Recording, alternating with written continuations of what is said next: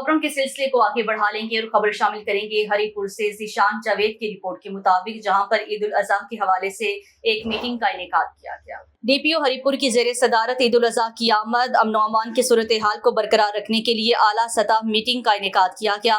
ईद उल अज़हा के लिए खुसूसी security plan तश्कील, जिला भर के दाखिली और खारजी रास्तों पर इजाफी नाकाबंदियों की हिदायत, अहम और सियाहती मकामात, मवेशी मंडियाँ, मसाजिद की सिक्योरिटी के लिए 700 से ज़ायद पुलिस अफसरान और जवान तैनात। डीपीओ हरिपुर सुलेमान जफर की ज़ेरे सदारत ईद उल अज़हा के हवाले से मीटिंग का इनेकाद हुआ। मीटिंग में सर्कल एसडीपीओज और एसएचओज ने शिरकत की।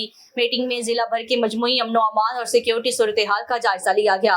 डीपीओ हरिपुर ने अफसरान और पुलिस को गुफ्तगू करते हुए कहा है कि सियाती मुकामात, मवेशी मंडियाँ, मसाजिद की सिक्योरिटी के लिए 700 से ज़ायद पुलिस अफसरान और जवान तैनात किए जाएंगे।